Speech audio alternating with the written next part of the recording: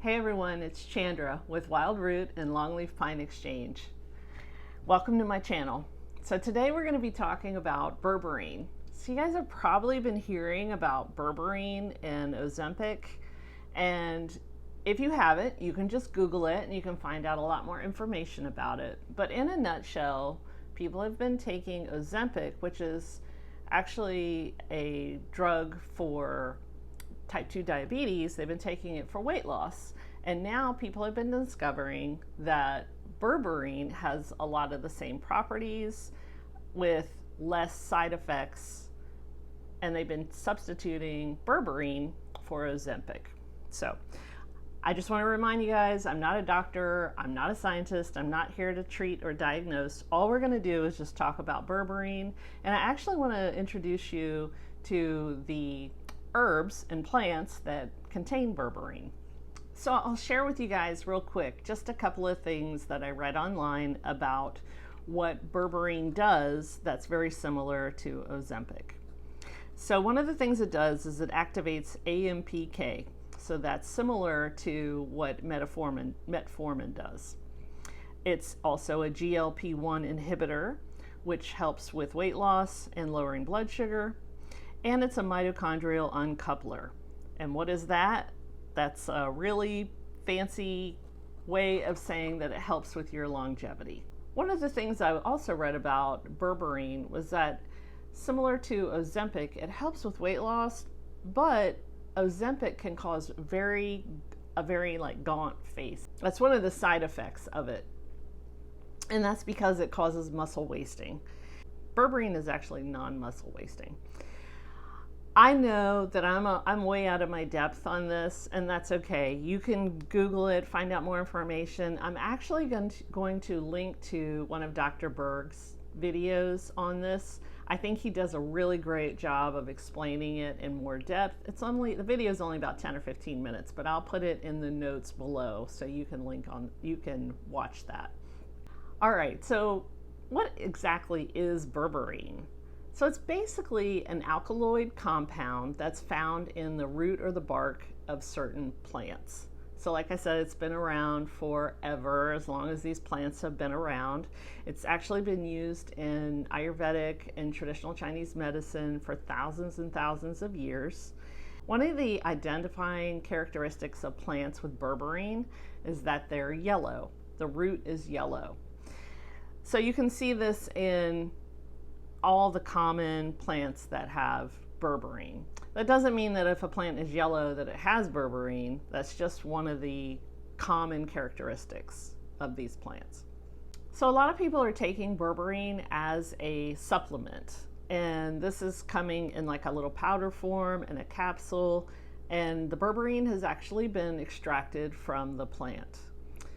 I'm of the opinion that we should be getting most of our plant medicine in a whole plant form. And what that means is actually working with the plants, because there's magic in this gathering the plants and making teas out of the plants and taking the plants. That's part of the healing process.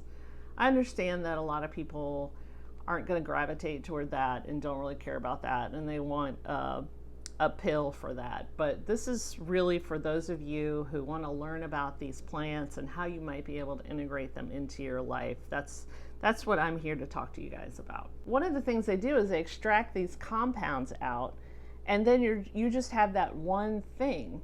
But the truth of the matter is, like, these plants contain so many compounds, and they all work synergistically.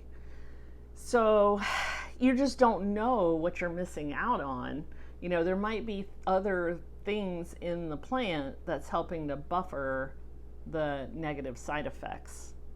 You guys, I just had to show you this. I'm a little bit distracted. This is like so fragrant. So in one of my earlier videos this spring, when I started doing the backyard weeds, I showed you some of my herbs that I was growing, and I had some little teeny tiny basil plants. That's this guy. He turned into a beautiful basil bush, and a little bit later I'm going to be making some pesto out of this. So maybe you might see a video on that. Oh man, It's really, really fragrant. You can find berberine in a lot of different plants, like I was saying. So probably one of the most common ones is golden seal. Golden seal is one of those plants I wouldn't necessarily recommend that people go out and buy willy-nilly. It's been endangered for years because it's been over-harvested. It became popular years ago for treating flu and cold and infections, and it's very expensive, but it is a plant that it's a common Western herb that people are familiar with. And I'm going to show you, I actually have a little bit of it. I don't carry this in my apothecary because it's endangered, but it's a very, very, very precious plant. And I've had this little baggie for years. And when I need it, I just take a little pinch out of it and use it. So as you can see, it's yellow, and this is a very potent herb. I've used this to help some of my clients before who've had pink eye, and you just make like a little wash and you wash your eye with it. It burns a little bit, but it's really a great herb, and within 24 hours the pink eye has been resolved. So there's other herbs that you can use for that, but that's just one. Another common herb that has berberine is barberry. This is your common barberry right here. And another one that you've probably heard of before is Oregon graperoot. And it looks a lot, I don't have that with me, but it looks a lot like the barberry, except it's lighter yellow. And the Oregon graperoot is, I would consider it a little bit of a tonic. So, and it goes to the liver. So you could potentially mix that with like some dandelion root or something like that if you wanted to have a little liver support or liver cleanse. So the plant that they're using to make these supplements actually comes from a plant called tree turmeric. And it's not the same plant as the turmeric that you're used to seeing in the grocery store or that's become very popular over the years. That's actually comes from the ginger plant, and it does have yellow. It is yellow, but it has curcumin in it. It does have anti-inflammatory properties, but it doesn't have berberine in it. Okay, so back to this common supplement that people are getting. It's typically made from this tree turmeric. It's very popular in India and Ayurvedic medicine, and its Latin name is Berberis aristata. I want to introduce you to 3 different Chinese herbs that are used in a lot of traditional Chinese formulas. I use these quite a bit. I'm going to tell you a little bit about their actions as well. I'll just go ahead and introduce those to you. So we have Wang Bai. This is a philodendron. You can see this is actually a bark. We have Wang Lian. This one's coptis. See, they're all yellow. This is a root. Look at my cute little Hamza. Isn't that adorable? This one is Wang Qin. So this is a scutellaria.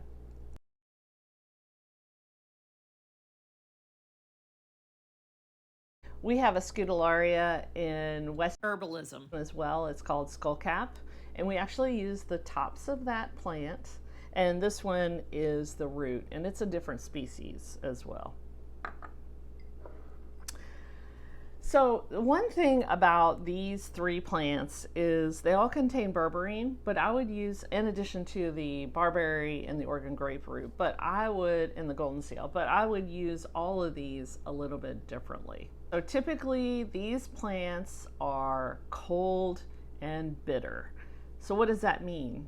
That means that you would not want to give these to someone who has what I would call, or in Chinese medicine you would call, a deficiency. Someone who lacks energy, who's cold, who has poor digestion, or spleen qi deficiency.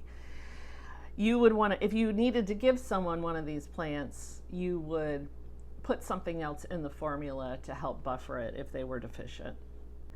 So these plants would be considered, because they're so cold and bitter, they are going to be in the clear heat category, clear toxicity.